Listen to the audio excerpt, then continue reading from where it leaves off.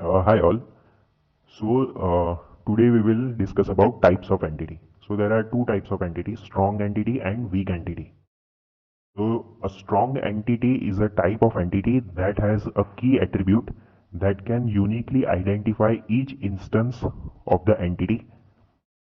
मतलब strong entity जो होती है, अभी देखो मैं किसी एक एंटिटी की बात नहीं कर रहा हूँ, इसमें भी आप जनरल वे में कंसीडर कर सकते हो कि जैसे कोई भी एंटिटी सेट है, कोई टेबल है, वो एक स्ट्रॉन्ग एंटिटी कहलाएगी अगर उसमें कोई एक कॉलम है जो उसके हर एक रिकॉर्ड को यूनिकली आइडेंटिफाई कर सकती है। सो इट हैज़ अ की एट्रीब्यूट्स जो कि एक की कॉलम होगी, जो हर इंस्टेंस ऑफ दैट एंटिटी को यूनिकली आइडेंटिफाई कर सके। A strong entity does not depend on any other entity in the schema for its identification. तो कोई भी स्ट्रॉन्ग एंटिटी होगी या कोई टेबल होगा जो वो एंटिटी को रिप्रेजेंट करता है, वो किसी और टेबल पर डिपेंड नहीं करेगा फॉर इट्स आइडेंटिफिकेशन। और जैसा कि मैंने कहा कि इट हैज अ प्राइमरी की that ensures it's uniqueness in and is represented by a rectangle in ER diagram. Now coming to weak entity, a weak entity cannot be uniquely identified by its own attributes alone. Uniquely identify तो हो गए ही सारे records weak entity में, लेकिन सिर्फ उसके जो column values है या एट्रीब्यूट्स है वो यूज करके आप यूनिकली आइडेंटिफाई नहीं कर पाओगे। आपको किसी और टेबल के की वैल्यूज को यूज करना होगा। Now, it depends on a strong entity to be identified. A weak entity, weak entities are represented by double rectangle. So weak entity को represent करने के लिए double rectangle use करते हैं. The participation of weak entity is always total. Participation क्या होता है वो मैं आपको जब एग्जांपल समझाऊंगा डायग्राम से तब बताऊंगा। The relationship between weak entity type and its identifying strong entity type is called identifying relationship। तो ये एक डेफिनेशन है, आप रिमेंबर कर सकते हो। तो it can be asked in MCQ.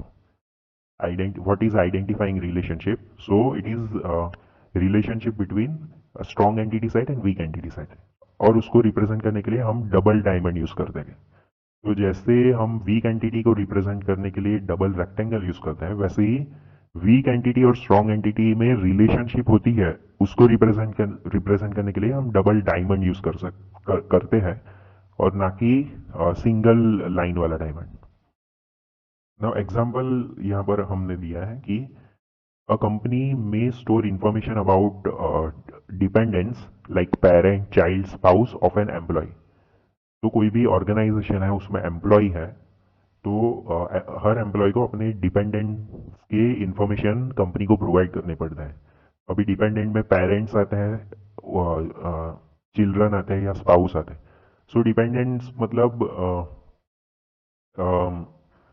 जो भी बेनिफिट्स है, हेल्थ इंश्योरेंस के बेनिफिट्स, या अगर एम्प्लॉय को कुछ हो जाता है तो फुल एंड फाइनल सेटलमेंट जो है एम्प्लॉय का, वो किसको दिया जाएगा।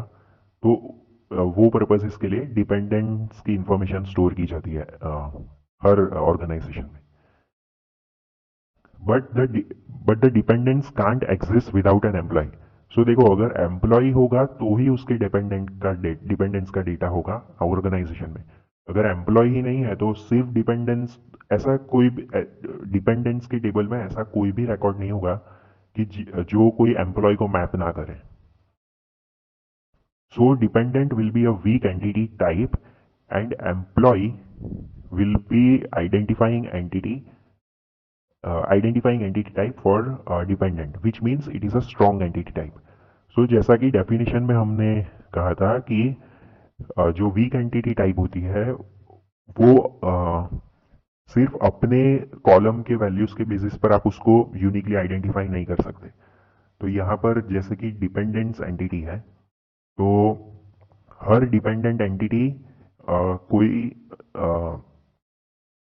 एम्प्लॉय एंटिटी को मैप करेगी तो ही वो यूनिकली आइडेंटिफाई होगी। अब सिर्फ डिपेंडेंट टेबल में इंडिविजुअली कोई डिपेंडेंट एंटिटी नहीं होगी कि जिसका कोई मैपिंग ही नहीं है एम्प्लॉय एंटिटी में। तो डायग्रामेटिकली समझते हैं। तो देखिए, ये जो एम्प्लॉय है ये एक स्ट्रॉन्ग एंटिटी है, और डिपेंडेंस जो है वो एक वीक एंटिटी है, और इनके बीच में हैज़ रिलेशनशिप है। और यहाँ पर देख सकते हो वीक एंटिटी है, इसलिए डबली लाइंड रेक्टेंगल हमने यूज़ किया है, और डायमंड जो है वो भी हमने डबली लाइन डायमंड यूज़ किया है। अभी या सो वन थिंग इज, जो डिपेंडेंस जो वीक एंटिटी है उसका फुल पार्टिसिपेशन है इस रिलेशनशिप में। फुल पार्टिसिपेशन रिप्रेजेंट करने के लिए ये डबल लाइंस हमने यूज किया है।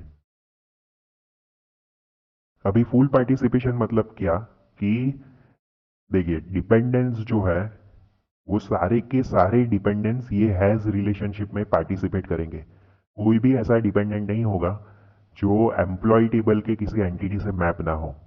So when all the entities of an entity set participate in a relationship, that participation is called full participation. And one thing to note, weak entity always provides full participation in a relationship. और भी type के participations होते हैं, वो हम आगे discuss करेंगे। But for now consider this, that this is a full participation. और एम्प्लॉय का जो है वो फुल पार्टिसिपेशन नहीं है, क्योंकि ऐसा भी हो सकता है कोई एम्प्लॉय है जिसका कोई डिपेंडेंट ही नहीं है। So in that case that employee will not participate in this relationship. So you can consider it as a partial participation. So this was about types of entities. Okay.